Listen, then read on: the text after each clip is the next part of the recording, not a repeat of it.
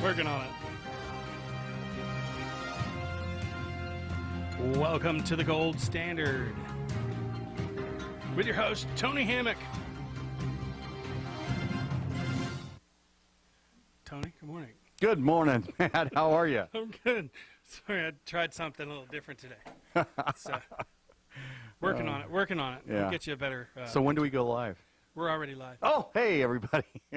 You knew we were live. Don't want these people thinking you have a sense of humor, Tony. No, God, we don't want to do that. No, not at all.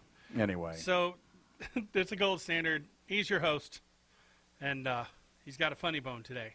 Yes, well, anyway, there's a lot of things that are funny out there. But good morning, Springfield, and viewers out there in Axe Media land.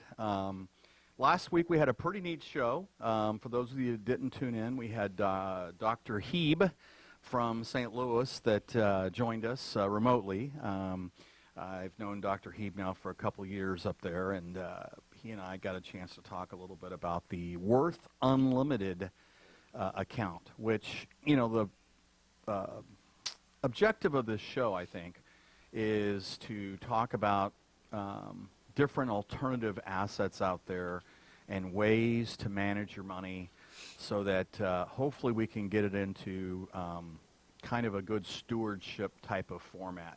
And the first show we did 2 weeks ago on I think it was the 21st, I spent most of the time talking about gold and silver.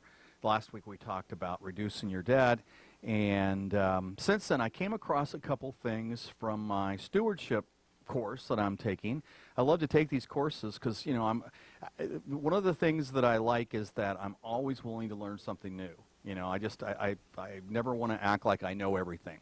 And because the minute I do that, I'm going to get in trouble. Somebody's going to, you know, hit me with something new, and I'm going to, oh, I didn't know that. But I thought what I'd do is I would start out with just a few of the devotionals from that course on debt, and just kind of wrap up last week's conversation, if you will, kind of like Paul Harvey now for the rest of the story. And then once we get through with that, I got some new and exciting things I want to get into today, as far as some of the trends that are going on in the market and so forth. But the one devotional that I really thought was kind of interesting was God's opinion of debt. Does anybody know what God's opinion of debt is? He doesn't like you having it. Yeah. The only debt to go, it says in the scripture that the only debt that should remain unpaid completely is love, meaning you can't love enough. Yeah, that's pretty much it. But this one, God's opinion of debt, the Bible leaves no doubt about God's opinion regarding debt. Owe nothing to anyone except to love one another, for he who loves his neighbor has fulfilled the law.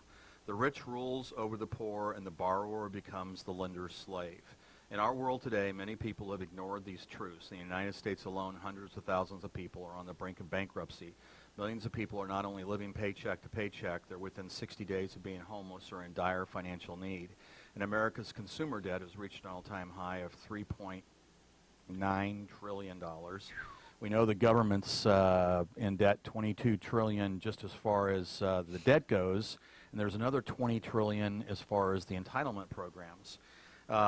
We've bought into a buy now, pay later philosophy that's been sold to us for decades by advertisers, tempting us to believe we must have the product they're selling in order to project an image of worth. In short, we've swallowed a lie, and we're gagging on it. God doesn't want his people to be in debt. The only thing we're to owe others is our love, which is what Matt said. Yeah. Which we're to give freely and in tangible forms. We're to be givers, not borrowers. The price of indebtedness can be high. In ancient times, the children of Israel lost much of their land and possessions because of debt, and some sold themselves or their children into slavery in order to pay their debts. We may protest, how horrible, how could they sell their children to work off debt? Yet that's exactly what so many of us are doing today, strapping our children with mountains of debt long after we're gone. Additionally, God doesn't want his people in debt because it has a negative impact on their spiritual lives. Some of the reasons God is opposed to debt can be discovered when we take a look at the reasons people get into debt in the first place. Many get into debt because they buy things they can't afford, they make unwise investments, they're careless in the purchases, making unwise or unnecessary choices. They lack forethought for the future. They lose a job or miss work owing to illness, injury, or laziness. We must remember that it's far easier to stay out of debt than to get out of debt. Make a decision to follow God's plan in your finances and guard against falling prey to the alluring messages that tempt you to borrow, buy beyond your means, or spend your money unwisely. And that last part there was Proverbs 13:22. The other ones that we referred to there were Romans 13:8, Proverbs 22:7, Nehemiah 5:3 through 5, and then the Proverbs 13:22 is where all those came from. Any comments? Any thoughts? Yeah, you can't argue with the Bible. That's true. There's no room to argue with the Scripture. Well, you know, I mean, uh-oh. There we go. Okay. Thanks, Jay. He has it to where he can look at the camera more, because he leans back that way towards the camera, so he's tilted it, the front of it, that way. Got it. Anyways. Got it. Yeah. I think it is. Testing, 1, 2. Oh, yeah, you're good. Okay. Well, I just think those are important things. I mean, you know, one, I'm 61 years old, and I can tell you in my 61 years, you know, there's been times where I've been zero debt, and there's been times where I've had debt, and I much prefer the times where I don't have debt, because you never know what's around the corner. Lack of debt can give you peace of mind that is, I don't know. It's comforting to not have any debt, but very few of us don't have debt. For a long time, I felt like I was in a bad way because I couldn't get credit cards and all that stuff, but actually that was probably a blessing in disguise. Yep. Yeah. Well, You know, as of right now, I think I've only got like $2,000 worth of credit card debt, revolving credit card debt. really? A lot of people have way, way more than that, into the hundreds of thousands of dollars. Yeah. Now, this Worth account that we talked about last week, for those of you that weren't in the viewing audience, you can find out more information about that account at www.worth, and that's WORTH account. So worthAccount.com/debt.free. And there are just some real interesting things there. There's an ebook you can read through and so forth. One last thing before we move on. I just want to get back into, let's do this one here. I don't think this one's quite as long. Okay, I'm going to have at it. How much debt is too much? And then we'll be done with the debt part of this presentation. I don't believe owing a bill for a few days or weeks is tantamount to debt. I'm speaking here about the sort of debt that leads to financial bondage. You know you're in debt when you can't pay your bills as they come due. Start putting off the payment of one bill in order to pay another. I think some people call that robbing Peter to pay Paul. Yeah, yeah. Feel pressure regarding your bills. Become worried about how you'll pay your bills. Start looking for quick fixes or quick ways out of your debt. The truth is, debt can lead to a host of attitudes that affect your spiritual life negatively. First, debt creates stress, anxiety, and deep frustration. Debt becomes an overwhelming mental preoccupation for many. Your first and last thoughts each day are about whom you owe, how much you owe, and what you can do about what you owe. In this mindset, you're not in a position to hear from God about his priorities for the use of your time and resources. Ultimately, unpaid debt can lead to fear, a deep anxiety that you'll never be out of debt, and fear is the opposite of faith. You know, that's an interesting thing there when you talk about fear. Oh, are you? No, that's all right. Go leaving? ahead. I was just getting ready to go get a cup of coffee, but go ahead. Continue. Well, no, I just, you know, I mean, every once in a while I have those moments where I've got a little fear over something that's going on, and then I catch myself because there's a couple people in my world that say if you have fear, then you don't have faith in God.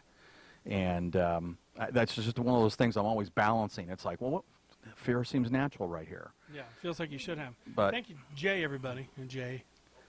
the Oh, it took the last cup. multi-purpose J. Second, debt places a strain on family relationships. Money concerns are among the primary causes of family arguments. Mismanagement of money can smother love. Don't allow that to happen in your home. When disagreements interrupt the free flow of loving communication in your home, you're facing a problem that has spiritual dimensions to it. It was kind of funny years ago. I moved into a community where there was a person that had my same name, and I thought, gosh, I'll reach out to him and introduce myself because it's not a real common name and stuff, and they hung up on me, and all I could figure, and I, there's no relationship or anything, but I jokingly have told people over the years they probably thought I was calling to borrow money, Yeah. a long lost cousin or something, and stuff like that. Third, debt causes you to become resentful of others. Rather than reach out to others, you begin to avoid those you owe, and at times those who know about your indebtedness. Debt can cause you to distrust those who seem to have no money problems. It can cause you to become envious. These are not godly attitudes. Fourth, and I believe last, is debt hurts the testimony of a Christian. It's difficult to declare to the world that you're trusting God to meet all your needs when you're deeply in debt. Your credibility is destroyed. Debt affects your spiritual life in negative ways because it keeps you from listening totally to God's directives for your daily life. It keeps you from being used by God to help others, and it causes you to forfeit your peace and flexibility when your life is burdened by debt.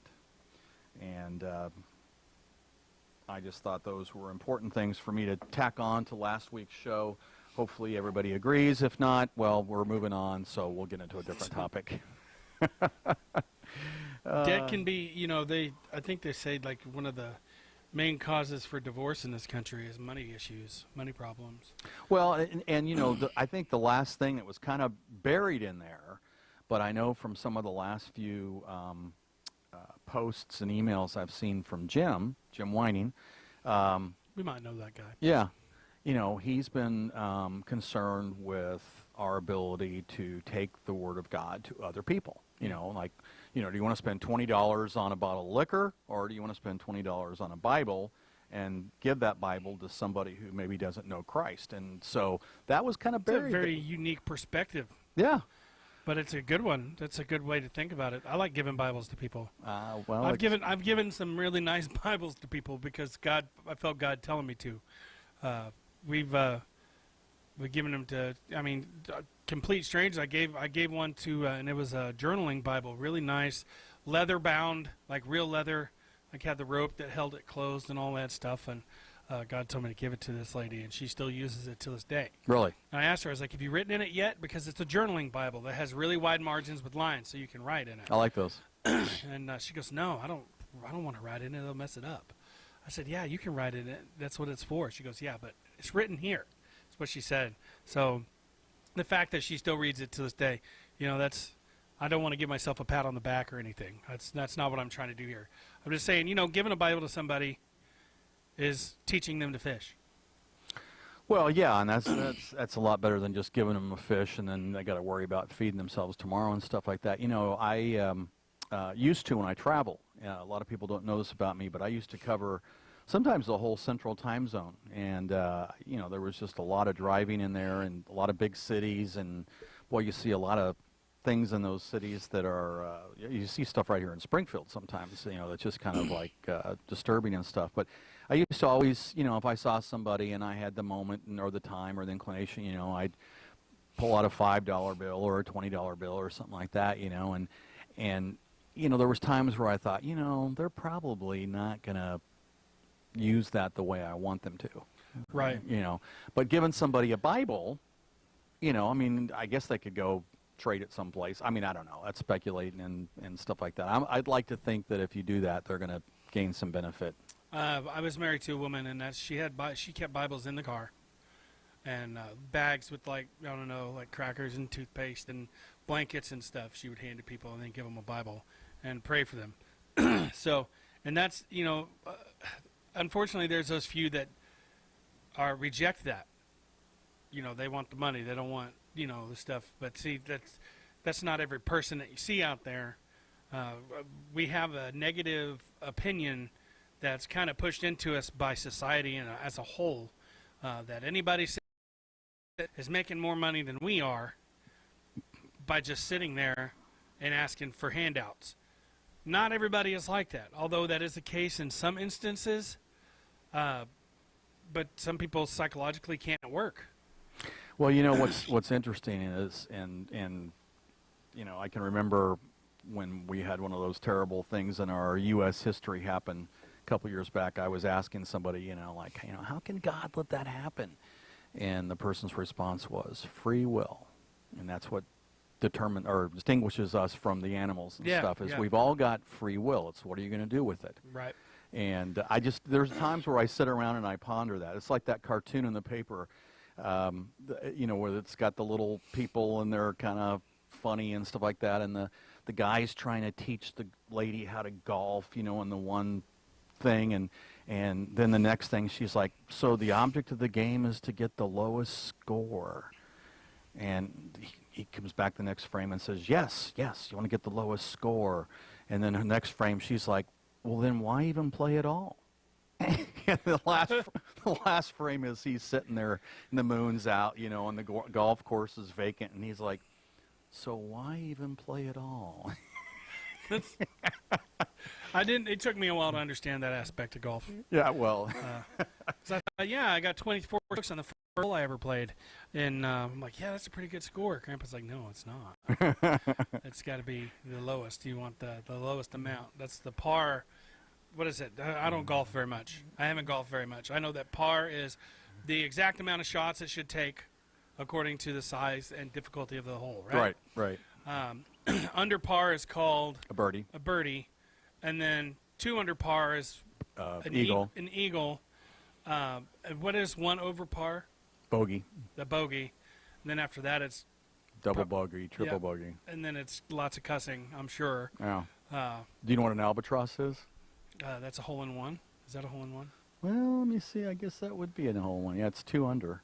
So you could get an albatross on a par 5 by getting a 2. Those of you who don't know, albatross is one of the biggest birds on the planet. It's got the largest wingspan, and it travels thousands of miles every year. It travels across the oceans. And so that's an albatross. It's an amazing bird. Well, and the silver lining of that conversation is that we got to talk about golf for a nanosecond there, which is a game that I really like, but I don't get to play as much as I used to. My grandpa lived next door to me growing up, and he had a 3-acre field, and he made it into a 2-hole golf course. Oh, sweet. There was nothing fancy about it. It was just straight on, back and forth, and he even had his golf cart and everything.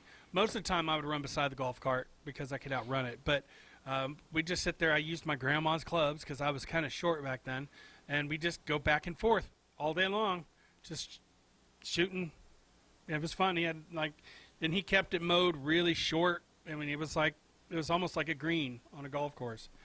So reminds me of the course that used to be in Clinton, Missouri. I remember I said I traveled a lot, and I always had a set of golf clubs in my trunk. And one Friday afternoon, I was coming home from Kansas City, and I thought, I'm just going to stop and play, because it was a little 9-hole course, and it was kind of like Caddyshack. I got out, and I started having the best round of my life. I mean, every drive was down the middle. Every second shot was on the green. Every putt was for birdie. I think I ended up shooting like par or 1 under par for 9 holes, which, it wasn't that difficult, of course, but it was kind of like that. It was just back and forth. And so, I was just really proud of that, oh, that course, and that course no longer exists because they tore it up and they put a Hampton Inn and a strip mall there and stuff. So the one course where I did, anyway, we're getting off into the weeds, literally. Yeah, well, another thing, we're talking about debt and prices and stuff. I worked for a tree trimming company, and in Jacksonville, Florida, we had this one golf course that we maintained all the trees. And there was a guy that was kind of new, and he was on a green with the truck, right? Well, he burned rubber, Ooh. Metaphorically speaking, about a 5-foot track in the green. He didn't think anything of it until the boss came over and started cussing him up one side and down the other. He said, that stuff is like $1,500 per square foot just to replace. That's not counting the upkeep and the maintaining it, because this is really, it's genetically bred grass, I think, that's meant to be tight and look really nice short. It's like a... Did he lose his job? Oh, yeah, he did. He got sent home. That moment, he got sent home. Oh, I bet. Because we ended up costing the guy like $5,000. Oh, my goodness. I didn't But I had to deal with this bad mood all day after that. Yeah, so don't burn rubber on a green. Well, let's do this. Let's segue back into gold and silver just for a second here, because prior to the show, I was looking at the prices 2 weeks ago. 2 weeks ago was the 21st of August. That was the first show. And gold was, I know silver was 1711. And today it's 19. Let me give an exact number here. He has to put his glasses on over the headphones. Yeah. I've gotten used to the glasses in the headphones. So silver today is 1947 as we speak. It's up another 14 cents. So that means that since the 21st, 2 weeks ago, it's up about almost 14%. That's for 2 weeks. Now, if you want me to, I can annualize that real quick. Gold is 15.48 and 40 cents right now. It's up 70 cents for the day so far. And 2 weeks ago, it was, bear with me just a second, and I'll give you the exact amount. Oops. Gold was $14.99 and 65 cents. Silver was $17.11 2 weeks ago. So both of those have had quite a move. And Jay and I were talking about it before the show. Well, gosh, if they've gone up that much, do you want to add any of them at these prices? And my response is yes. There's for a couple reasons. One is, there's two kinds of folks. There's folks that have no precious metals in their portfolio. And probably before I say another word, let me make the disclaimer, because I don't think I have yet. The views and opinions that I place on this show or during this commentary and stuff are mine. They're not Axe Ministries or Axe Media's and stuff like that. So they're Tony Hammock's. If you don't have any precious metals, you probably should have 10%, at least. Maybe a little bit more, kind of depending. There's a lot of variables. How old are you? What's your risk tolerance? What exactly do you have as far as a net worth? Do you have $10 or do you have 10 million? Those kinds of things kind of factor in. And then there's, taxes and, all these other kinds of things that we factor in when we're making recommendations and stuff like that. But, I mean, if you don't have any gold or silver or precious metals at all in your portfolio, you might want to consider having some. And then the other thing is even at these prices, there's a lot of folks out there, and some of them are very, very smart folks, way smarter than I'll ever be, and they've got billions of dollars, and they're thinking that, for a variety of reasons with everything that's going on in the world, you're going to see gold and silver both continue to go higher. I mean, it may be 2 steps forward, 1 step back type of progress. But, I mean, there's some people I've been paying attention to that think silver may be up over 20 here pretty quick and could go to a higher. What a lot of people refer to is the relationship between the two prices with gold and silver. And what I mean by that is they factor in, let's take the price of silver and divide it into the price of gold, and what do you get? And, like right now, today, we've got,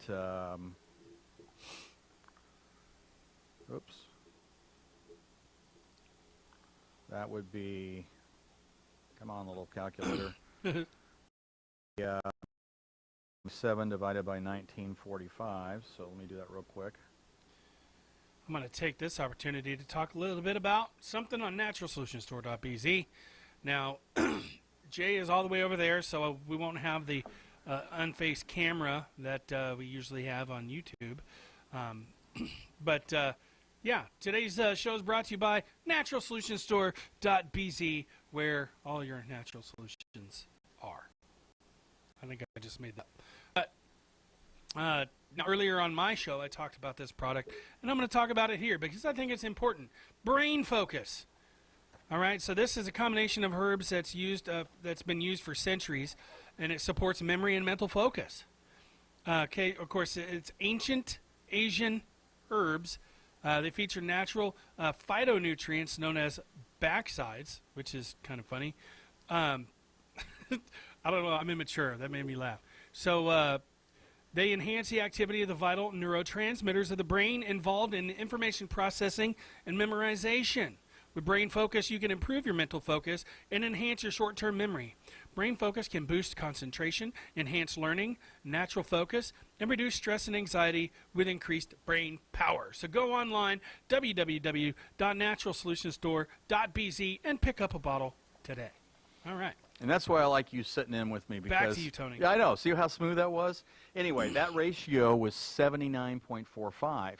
And that's a little different than it was a couple weeks ago because it was up over 90.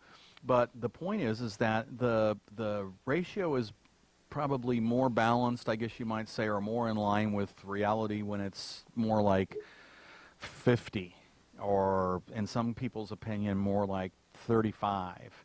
And so because of that, there's a lot of folks out there thinking that, that silver is probably going to continue up. I mean, there's two ways it can work. Either silver goes up or gold goes down so that it comes back into reality as far as that ratio of 50-1. But there's a lot of people that think that because of what's going on. In fact, let me do this real quick. This is one of the reports that you can get from my favorite gold and silver provider, a company called Regal Assets, and you can go to a website called thegoldaffiliate.com and plug in your information, name, address, email, phone number. I've got a banner for that, actually. Great. And they will send you a free report. In fact, I think right now, for a little while, they're sending out not only the free report, they're sending out a silver coin to commemorate their 10-year anniversary. But we've also got your phone number on the bottom there. Oh, good. 755-0700. That's it. This one is surviving well, actually, it's titled The Crisis Currency Special Edition, and it's surviving a doomsday scenario. Do you know which currency would be a lifesaver to you and your family in a doomsday scenario? Is it gold? Is it Bitcoin? It's certainly not paper currency. Ammo. Remember, yeah. You know, if it came down to it, a lot of stuff will become currency that we never thought would be currency. Well, physical things like bread. You know, there's a song called "I Wish We'd All Been Ready," and it talks about a piece of bread could buy a bag of gold. You know, in the end. Well, it'll be interesting. I mean, you know, yeah, you can look at countries like Venezuela and Argentina now. I mean, with some of the things they're going through, and you know how you wake up one morning and all of a sudden the currency is worth nothing. I mean, you know, remember, I think it was 2 weeks ago when I went through that. You know, currency is they call it fiat currency, and they call it fiat currency because it's not backed by anything. Gold, on the other hand, is money because it is, you know, it's something you can trade. You've been able to use gold and silver. It's a liquid asset, correct, for 5,000 years to go into the town and buy stuff at the market and all this kind of stuff. But back to this one right here, what they're talking about is you got the skyrocketing global debt. You know, we've talked about it before, $21 trillion of U.S. debt. We've got another $1.8 trillion in Canada, $2.7 trillion in the U.K., $7 trillion in China. I mean, big banks are in trouble. It's amazing what's going on. You know, is the stock market ready to crash? There's a lot of people that keep wondering about that. The stock market is so volatile these days. It just amazes me, the point swings day to day, and it's on such little headlines. You know, I mean, you know, all of a sudden Trump gets up and blows his nose. Oh, the market's off. You know, I mean, I just think that there's too many talking heads out there, and I don't want to be one of them, but I just think that, you know, there's a lot of reasons why sometimes maybe you don't want to have to make decisions on your net worth and your family's future based on, you know, some hearsay that, you know, is out there and so forth. But anyway, this report is just really good as far as seeing the signs of an imminent crisis. Why invest in precious metals? Consumer debt is rising dramatically. We just talked about that. Corporate debt. Big banks are holding their lowest capital ever. Trends reminiscent of the dark days. Major investors abandoning the stock market. Not enough cash to go around. And guess what? After all that, the answer is silver. And think about it for a second. If silver is $19.45 today, an ounce, it's real easy to have an ounce or two of silver in your pocket, go over and get some groceries and pay for them, and then go home. Whereas, I mean, gold is important, and you know, we're not saying don't have gold or don't have all silver in lieu of all gold. Silver is easier to maintain, or easier to obtain for people who don't have enough money to buy a whole bunch of gold. And plus, if you're going in, you know, let's say there are some dire, you know, days in the future someplace, and you're going in with an ounce of gold, and by that time gold will probably be a heck of a lot more than $1,500, you know, and then you want to get change. I mean, that's going to be a little difficult unless whoever you're working with has grams and all this kind of grams of gold, that is, and stuff like that. So this report is just very, very interesting to me. It says silver is much more useful than gold in emergency situations. Now, while it's a good idea to own both gold and silver, it would be best to leave your gold stored safely at home and use the silver for carrying money. For example, here's a list of items you might need to quickly buy after a collapse. Let's just go through these real quick because we've got a little time here, and then I got one last thing I want to do before we run out of time completely. But I'm going to, since I got Jay sitting over there and I can see his facial expressions, and I got Matt here, let me just go through these. This is a suggested list of items in case there is a collapse. Food and beverages, water purifiers, batteries and chargers, duct tape. Can't forget duct tape. Duct tape's important.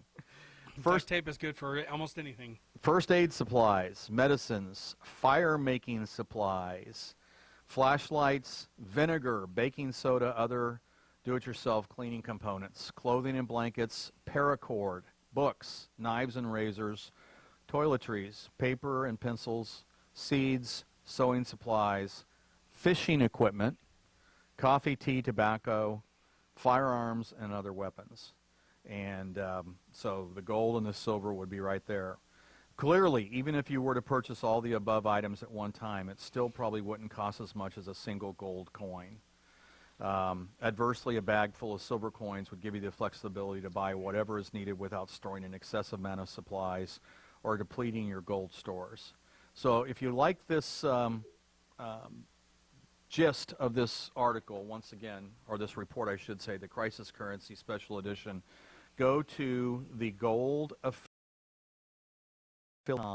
and this has, gosh, several more pages that I could sit here and go through and stuff, but it's just chock full of some really good information as far as, I mean, you know, there's people out there that are what we call preppers, and I'm sure we all probably know some that are real preppers. My wife and I are getting more in the mode of, okay, well, we've got a basement. Maybe we should take and have, you know, X amount of water and X amount of canned foods and sleeping bags and all that kind of stuff. So I don't know if you'd classify us as preppers at this point, but we're sure thinking about, you know, what if we have There's something. actually stuff you can buy online. It's basically nutrition capsules. Essentially, it's all the fat and the vitamins and everything you need, but it's in a small, like almost like a pill form, but it's, I mean, it's chewable, obviously, and it delivers the you know, enough calories and enough carbohydrates and stuff like vitamins and minerals that you'll need. I mean, obviously, it won't fill your stomach up, but it will satisfy the needs of your body as far as vitamins and minerals are concerned. Well, I've got one company that I am aware of that they put together almost like military rations. Yeah. You know, I mean, but they're food supplies in some cases that can last something like 25 years on the shelf, and they're good. I mean, from what I understand and stuff like that. But I mean, you know, it wouldn't be outrageous maybe to have a few of those laying around in case something came up. But you know, I don't want to be one of these like Chicken Little. You know, the sky is falling and you know all this kind of stuff. I mean, I think there's a lot of things out there that we can point to that are positive. It's just that for the first time in a while, there just seems to be some things kind of lining up. You know, between the political arena, the financial arena, the health arena, geopolitical. I mean, you know, it's I think one of those things that we need to pay attention to. I agree. So now one other thing I thought of that might be interesting, and I apologize for having to read so much, but I like to keep my head clear so I can have those thoughts when I'm driving and stuff. And then when I need to, I know where to go to read stuff. But every morning I've got about 5 or 6 publications that I really like to, you know, just kind of check into and see what's going on. And this one here I'm going to just spend a moment reading something to you from, because This particular gentleman is, he's always the most, I don't want to say negative, but he's almost, like if there's a middle of the road, Egon here, that's his first name, he can be way over here, and then you got the Pollyannas over here. I mean, he's a real interesting cat as far as the things that he comes up with. And the title of today's article that he wrote is called The Decay and Decline of the Whole Capitalist System. So you can see where I'm going with this. But there's one point in here that I kind of want to just read so that I don't misinterpret it or anything, or misconvey it in my presentation here. So, and this was published the 2nd, which must have been Yesterday, or day before. Must have been Monday. Day before yesterday. Yeah, the 2nd was Monday. So the world is now standing before a seminal moment, and virtually nobody can see it. There has not been a more critical moment in the last 50 years than what we are now facing. In 1971, the world faced a similar situation. At that time, only the Chinese understood the consequences of Nixon's decision to close the gold window.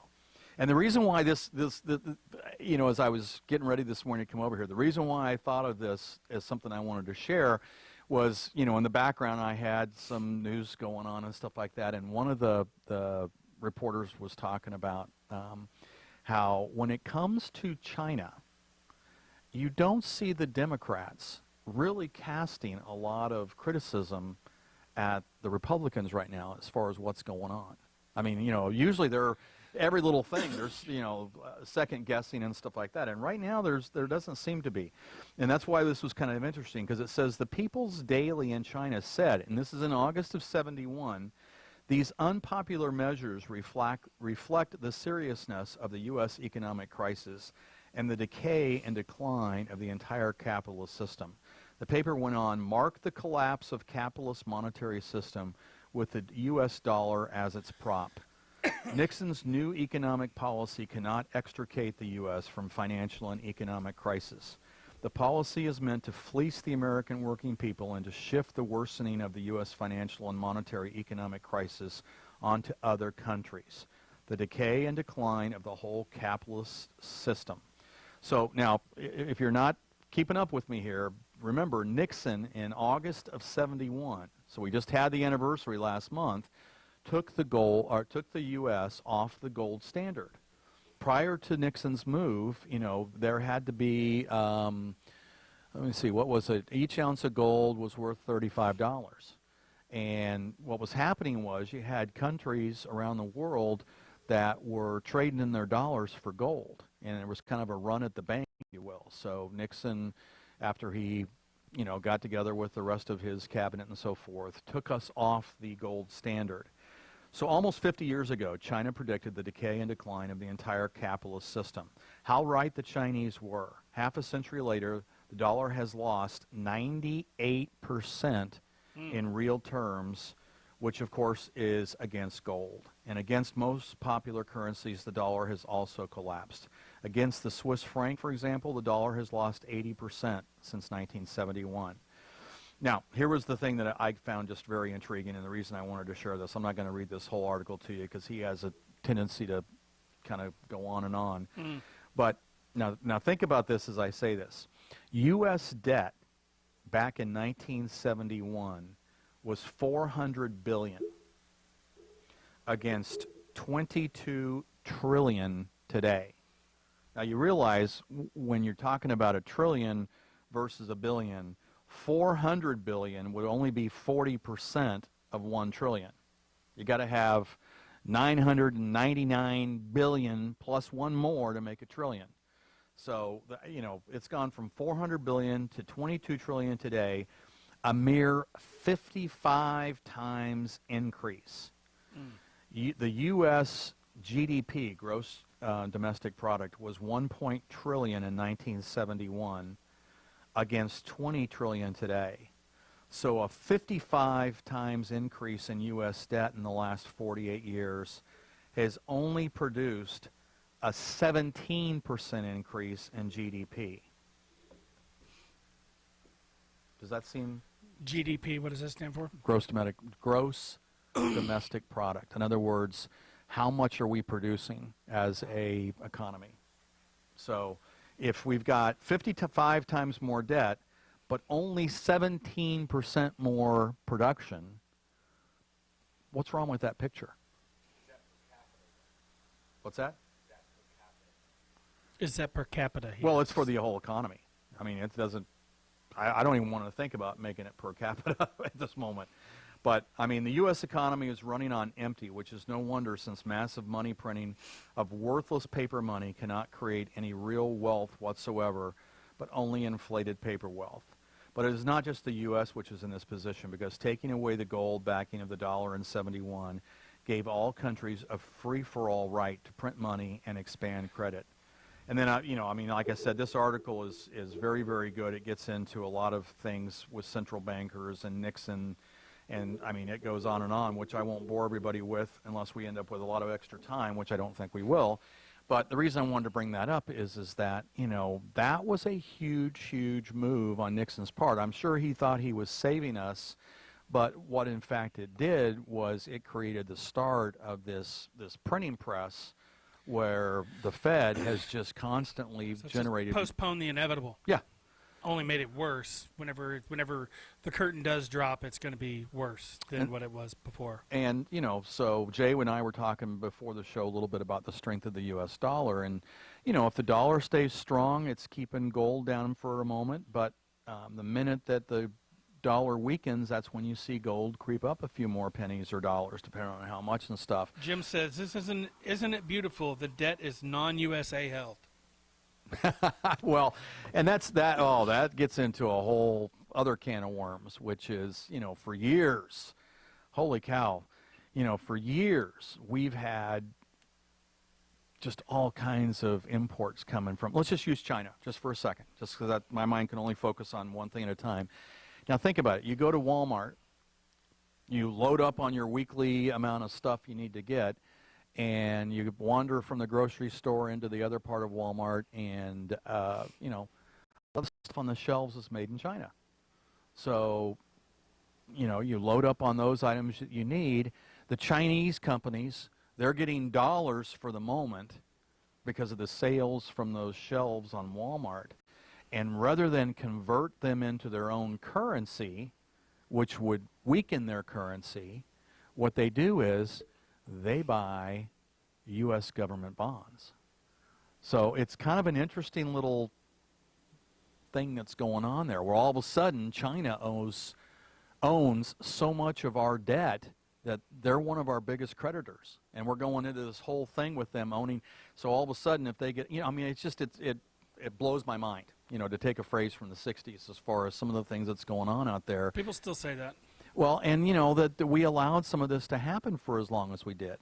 You know, I mean, I think that may be why the Democrats aren't, you know, jumping on the other parties, Republicans, I guess, you know, as much as, you know, they normally do on other topics, which is, you know, we have just been taken advantage of or allowed ourselves to be taken advantage of for so long that, you know, maybe it's time to have a moment where we kind of regroup, you know, as far as that goes.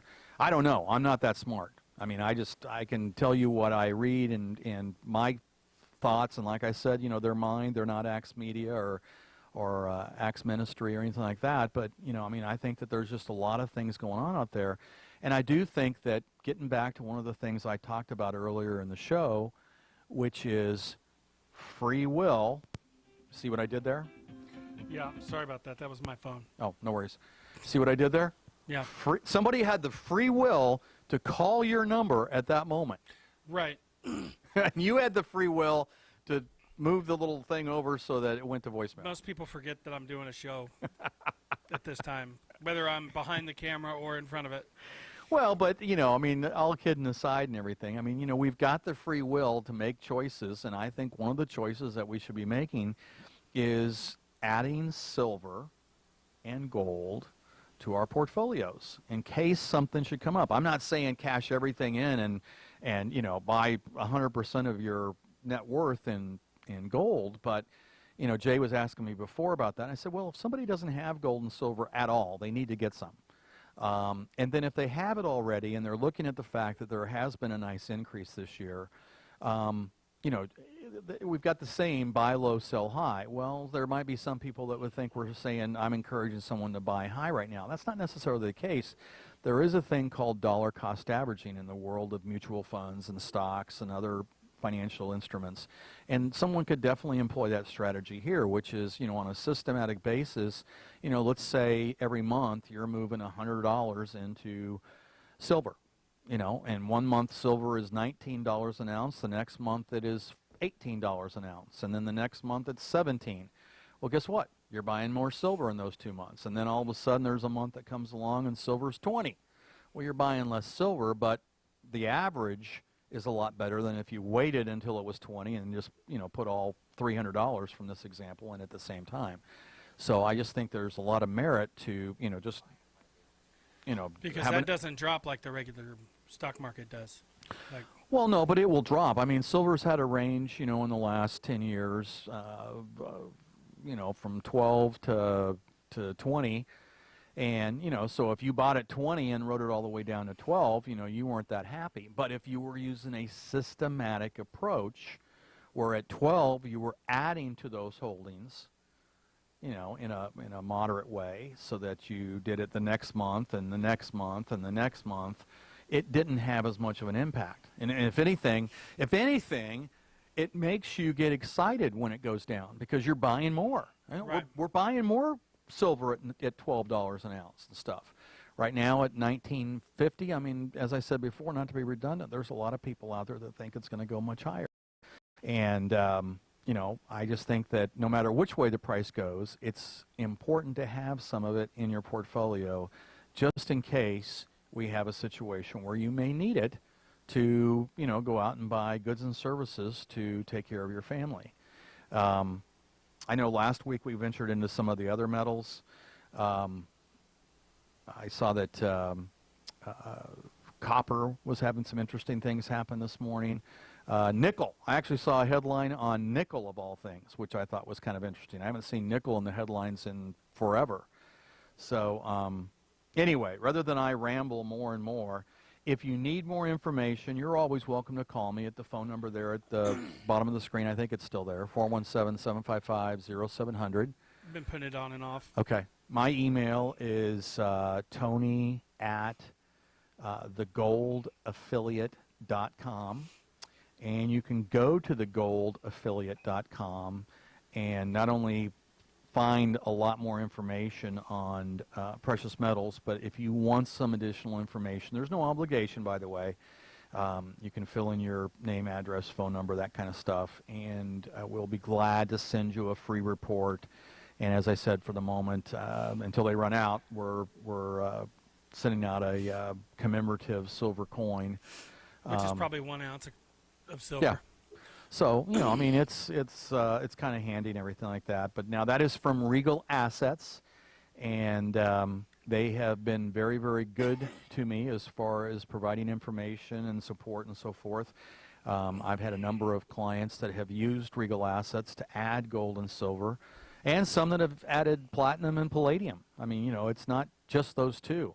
In fact, to be real candid, a couple of years ago when Bitcoin got strong and started to become more mainstream, probably about 2017, Regal decided to add IRAs that could hold Bitcoin and other cryptos.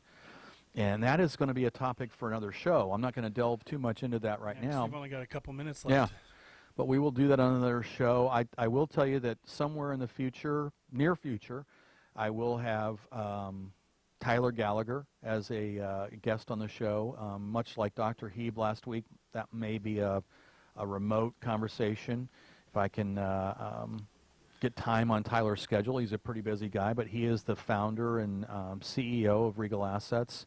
I've got Christian Howard is their top trader. I'm going to see if I can get Christian to agree to be on a show and talk about some of the the intricacies of trading precious metals on a day-in, day-out basis and so forth. I mean, there's just a plethora of people that I would love to get on this show. If you have any recommendations or requests, you know, because we've been bouncing around going over topics: silver, gold, palladium, platinum, you know, worth, unlimited, and you know, there's just a lot of stuff going on here. I mean, you know, who knows? Maybe I need to get a history teacher from MSU or Drury or something to come on and talk about the history of monetary policy throughout the world over the last 50 years and stuff like that. But I will tell you this, that it's interesting times that we live in, and you know, not to harp on the free will, we each have that free will to make decisions. And I would encourage anybody that you know, is watching is to, you know, think about, okay, so what do I need to do if I don't have some of these things in place?